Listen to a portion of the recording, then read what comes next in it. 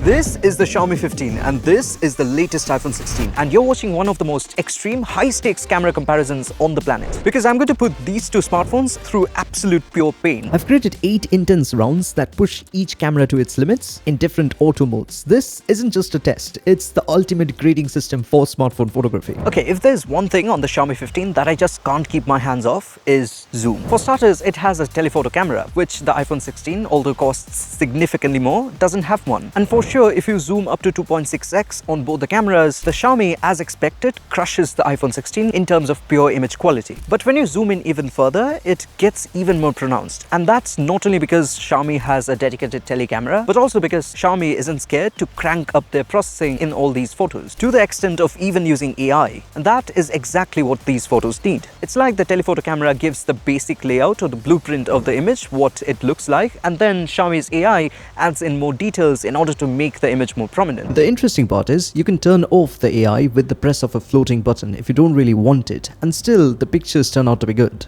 Well, the iPhone falls apart pretty quick in the first round itself, so it's a definitive win for the Xiaomi. But when you switch over to the main cameras, you start to notice a few things. Most importantly, color. Shots on iPhone look like a one-to-one copy what you see through your eyes, which means iPhone just gets color. Xiaomi, on the other hand, is very different from the iPhone in terms of color science. You can very well see that Xiaomi doesn't even try to get the original colors of the scene. Photos taken on the Xiaomi has a particular look or a character of their own. It has a much darker vibe. It is much more contrasty, has a more gritty appearance. It's almost like Xiaomi is applying a LUT to your picture. It sure does make your pictures look good, but you just have to get the conditions right for getting that good picture on the Xiaomi. And more importantly, I found out while the telephoto camera present on the Xiaomi obviously takes sharper images than the iPhone, it lacks the sharpness in the other two lenses. But that is only visible when you start pixel peeping into your photos. Don't get me wrong, I think the iPhone can never match the flexibility that Xiaomi offers, and some of the most beautiful shots I've taken could never have been possible on the iPhone. But if you're someone who likes to point and shoot without manually handling everything and want the best possible image in some of the harshest scenes, realistic colors, the iPhone is the one that you would want. Especially because of a much superior dynamic range across the different lenses, you can get very consistent looking photos under varied lighting. And since this test is entirely made on the auto modes and not on any manual intervention, I will have to give this point to the iPhone. Okay, every year smartphone cameras are getting better and better in mimicking professional grade cameras. And the first move that actually set this in motion was portrait mode. In terms of color, contrast, dynamic range, they are pretty much the same on the Xiaomi compared to that of just normal photographs. And since Xiaomi got their fair share of criticism in the general photography section, we're actually not going to talk about that here. And that is precisely the reason why it becomes hard to grade the photos in this round. But when you start focusing on the edge of the subjects, things start to get clearer. In simple words, I think Xiaomi is much more confident in its edge detection. The iPhone leaves these weird patterns at the edge of my shirt as well as hand. These are fairly easy to separate, and I have no idea why the iPhone fails to do it properly. But that doesn't mean Xiaomi is perfect always. The edge detection is definitely better, and the telephoto lens advantage works in the favor of portrait mode. But I can't help but notice how faded the colors look in some of the images. It's like overexposing and then trying to compensate by bringing down the highlights. This is exactly what happens. And this is a well-lit scene and not a crazy backlit one. And skin tones are very important in portrait mode, so I did some extensive testing. Both the phones have similar skin tone reproduction. The Xiaomi is a tad bit more accurate than iPhone, but still very close. I personally like iPhone skin colors, but I do not trust my eyes, at least more than Resolve. I think I will give this win to the Xiaomi, since edge detection is something you can't fix post-shoot. They are literally beyond repair. The same goes for details and clarity. However, colors can be still manipulated to look better, or the exposure also can be changed by bringing it down during the shoot. But there is something else that increases the contrast of the scoreboard even further. and that is night mode.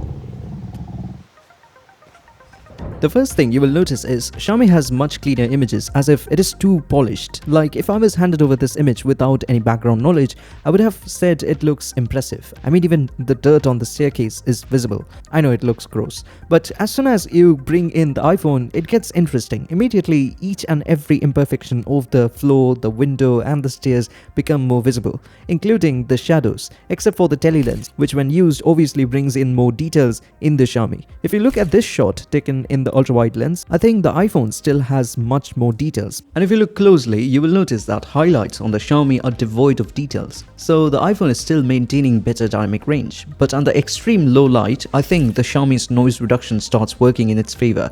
Sometimes it gets very hard to focus on the iPhone in extreme low light scenes. Xiaomi, however, stays razor sharp, and that is even under moonlight. So it is very heavily dependent on the use case.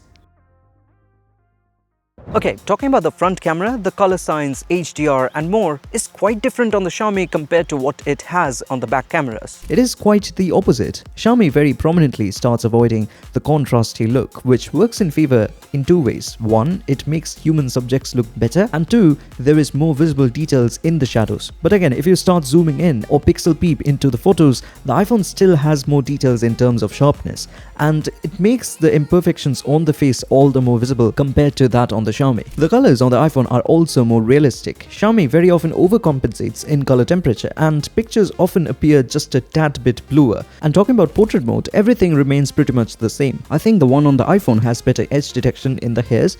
The trick of slightly blurring them feels realistic, as if they are out of focus for being slightly in the back. iPhone also has these nice portrait effects, which, just like their photography styles, are not permanently baked into the photos, which is one of the single most important factors why I avoided dedicated styles or filters for a long time. While Xiaomi has got options like filters, they all get baked into the photo itself, and you cannot remove them or replace them while editing later. Okay, in terms of front camera video, it is actually very confusing because both the cameras are good, and again at the same time they do lack at certain places. For example, you can see the sun is directly hitting my face, the light is favorable, even in the background the light is favorable because the sun is almost lighting up everything, and it does look better on the iPhone because of the better color science, I would say. Just to give you a better understanding of the color, I know all these look a bit intimidating if you're not into color grading, but just keep an eye in this portion of the vector scope. This is what a skin tone should be like. So I'm just going to select my skin using the selector over here, and this is the iPhone footage. Let's say I'll just select on the nose. As you can see, it just lines perfectly with this line that is expected. And even if I select some other parts over here, you will notice that it is lining up perfectly. And now if we do the same thing for the Xiaomi footage and just select the nose area, you will notice that it is not correct. And even if I select some other portion over here, you will notice that it is not lining up properly with this expected skin tone color. Again, if you see for HDR, now my face looks better on the Xiaomi. But if the lighting gets any more harsh, you will find the iPhone outperforming the Xiaomi in terms of high dynamic range, especially when Dolby Vision is enabled. Okay, as you can see, I've turned on Dolby Vision on both the smartphones. It does look great. As you can see, the background, the sky, everything looks much better on the iPhone. And even my face is lit up properly compared to that gritty and contrasty look on the Xiaomi. But if you look closely, my hair seems to be separated into two parts in the shot on the iPhone. And it is not just here. The iPhone just tries too hard to micromanage exposure and colors for different parts of the image, which is the secret behind all those details in the highlights of the previous shot. But I think when kept side by side with the iPhone, Xiaomi, even with a higher contrast, feels all the more natural because of the absence of micromanagement. There is also a HDR mode on the Xiaomi. If you want to focus on dynamic range only, then you can turn this on, but it doesn't really have much of a difference, I think, between the normal mode and the HDR mode. Also, it is capped at 4K 30 FPS, and I can also notice a bit of noise on my face. Yeah, there is a fair bit of noise on my face. And that noise is the only thing that gets added when HDR is turned on. It ruins almost every footage. I even checked the video metadata thoroughly, and it's just a normal BT709 8-bit footage. So I would recommend not to turn on that feature. So all in all, I think iPhone is the definite winner in the front camera performance. Okay, things are looking pretty bad for the Xiaomi, but Xiaomi does have one redemption card, and that is 8K video. And when you compare the 4K footage of the iPhone, the Xiaomi looks significantly clearer here. There is just so much more details, and it is much more forgiving when you zoom in digitally. But you also need to keep in mind that it requires a good amount of compute energy. Like this 15 seconds worth of render containing 8K footage from Xiaomi took 30 minutes to render on an RTX 3060. So I don't really know if I will ever use it again. Things get more reasonable when you switch over to 4K 60 FPS. The iPhone still pulls ahead in color and overall look. The exposure is well maintained and does not fluctuate much in both the cameras, but I like how the video turns out on the iPhone. It has this cinematic feel, which is awfully lacking on the Xiaomi. The dynamic range is also much better on the iPhone, with much more visibility in the shadows, even under harsh backlit scenes. All in all, the main camera performance is better on the iPhone compared to that on the Xiaomi, which is all the more specs driven. And when you switch over to the ultra-wide camera, you can already see that the iPhone is much wider compared to that of Xiaomi. It shoots at 0.5x compared to 0.6x on the Xiaomi. Overall, Xiaomi lacks proper exposure control in ultra-wide videos. As you can see in the footage, the exposure tends to be darker on the Xiaomi and also fluctuates quite a bit, while at the same time compromising in dynamic range. As seen, the clouds are noticeable on the iPhone, while none of them are visible properly on the Xiaomi. So even in the ultra-wide lens section, I think the iPhone is much better than the Xiaomi. The only place where the Xiaomi stands out is in the tele-lens. While in close range you can get a tiny quality boost, but when used for extensive zoom it starts to make much more sense. The quality is not top-notch, but it is still better than whatever this is captured on the Fusion camera of the iPhone. The color science is still the same though. The only advantage on the Xiaomi is the added details. Both the phones can shoot in 10-bit colors, 4K 60fps Dolby Vision. The videos are safely scaled down to SDR with 8-bit colors for comparison. I like the iPhone footages more just because it has much more details than on the Xiaomi.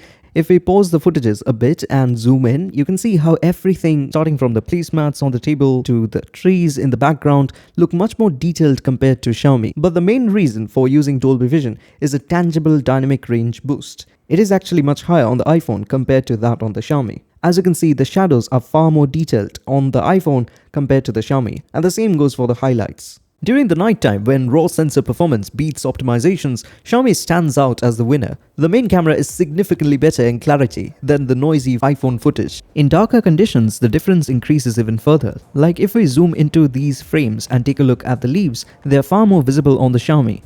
Same goes for the details in the buildings present far away. iPhone still manages highlights in a far superior way while keeping the shadows visible. The color temperature is also heavily controlled, so there is none of that blue light of the evening which may or may not be desirable, which actually depends on what look you are aiming for.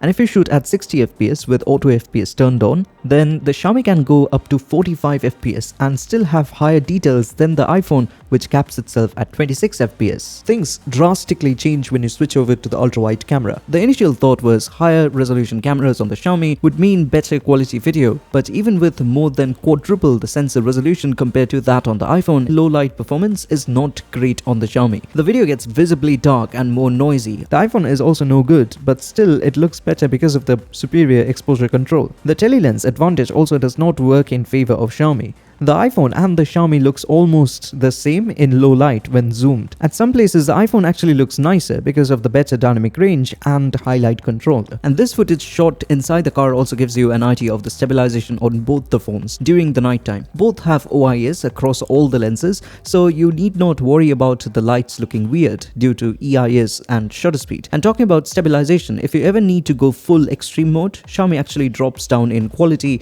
as well as support for the other two lenses when shoot steady is turned on.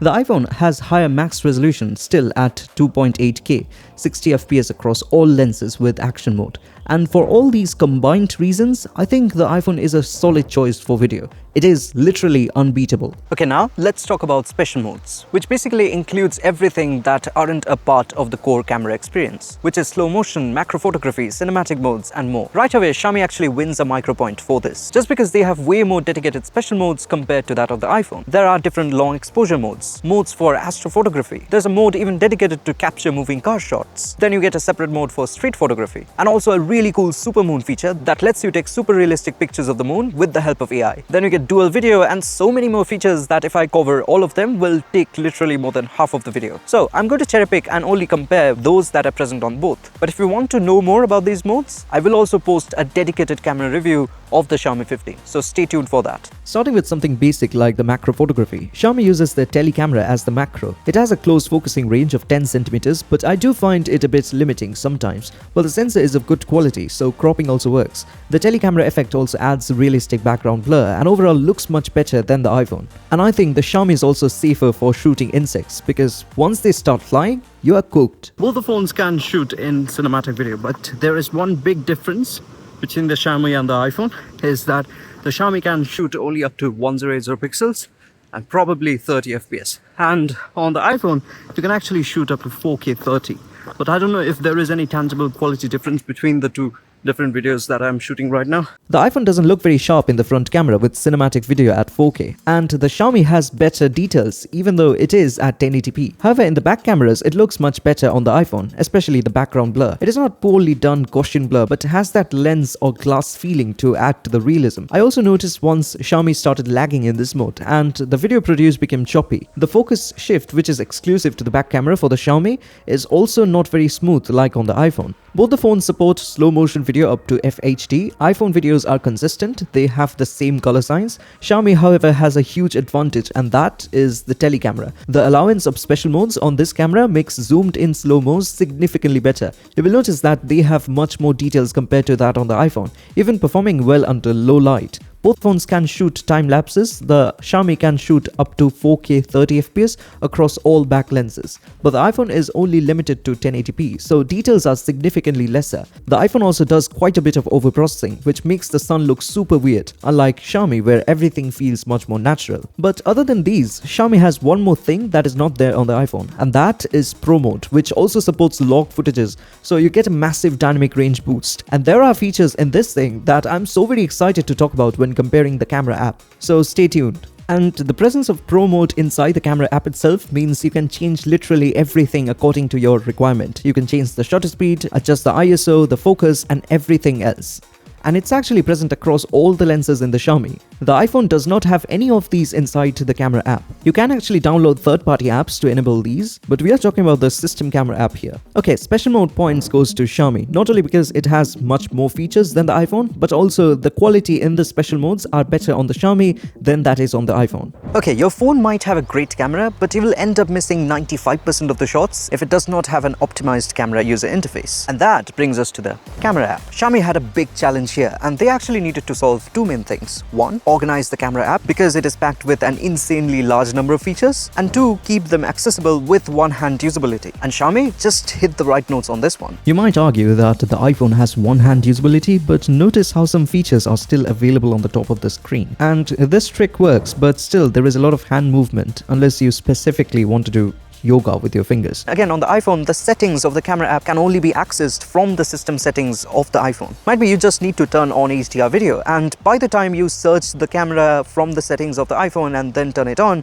the event might have already taken place. So it's really frustrating on that aspect. Xiaomi, on the other hand, is much more straightforward. And there are so many small features on the Xiaomi that actually enhances the user experience even further, like this inbuilt teleprompter feature or other imaging assist features. It is also far more optimized for the battery than the iPhone. For example, in this case, while I was taking a time lapse, it actually switched off the screen and only showed the required info, which is the duration of the time lapse, instead of keeping the video on like it showed on the iPhone, which helped save on the battery and hence capture longer, which is really crucial for taking a time lapse. The only thing that I love in the iPhone is how smooth the lens change is. It is like butter, literally, very hard to notice. The iPhone also comes with photographic styles, which is a really clever and intuitive way to solve the problem of filters, which gets baked into the photographs you take. But in this case, you can actually change them after you take the photograph. So maybe you don't like one of the photographic styles that you applied on the photo, you can revert back to original or change them in the editing app. But that is nothing compared to Xiaomi's Hyper AI in photo editing. Xiaomi has some insane editing tricks up its sleeve. Like, it's very close to Galaxy AI in terms of generative fill, and obviously monumentally better than the Apple Intelligence. And you also get other stuff like image expansion. Talking about the iPhone in terms of video editing, it is actually very much optimized for the type of video you have shot. So the features differ based on where it is: slow motion, cinematic video, or just normal video shot. What is worth noting, especially in the audio section, is audio mix. If you do a lot of vlogging, this is exactly what you need. It can handle some of the harshest conditions and give you clean sound.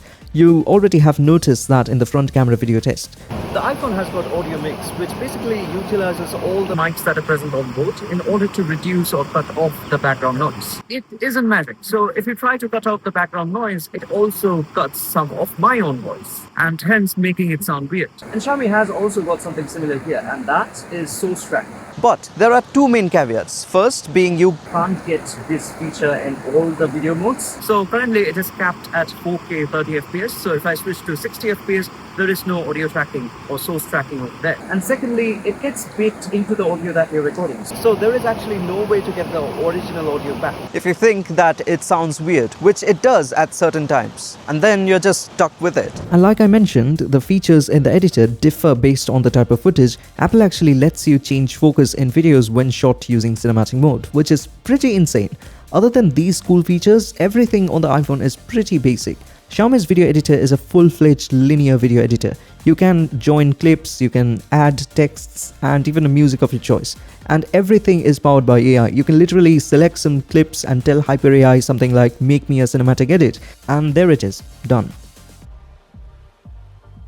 So, in terms of camera app, Xiaomi is the definite winner. Okay, that brings us to the end of this video, whereby the iPhone wins over the Xiaomi. But by how many points? If we add up all the points together, it turns out that the iPhone is just 1 point higher than the Xiaomi. And if a $1,000 phone just outperforms a $700 phone by just 1 point, well, I'm going to choose the $700 phone, which is the exact reason why I have started incorporating the Xiaomi 15 in my shoots. If you watch my video on the Samsung Galaxy S24 FE, you can see a major portion of the video is actually shot in the Xiaomi 15, all labeled so you can judge them yourself. And there it is competing head to head with my Sony APS-C mirrorless camera. But all these are just my opinions, which is the exact reason why this video is so very long. So you can see the footages by yourself and judge which compact flagship is going to be your next camera smartphone. And if you have been watching the video till now, you can actually support the channel and keep it free from brand influence by joining a Ko-fi or Patreon membership. You can get access to perks, special tutorials, and even dedicated exclusive videos for you. That is all again, and I'll catch you in the next one.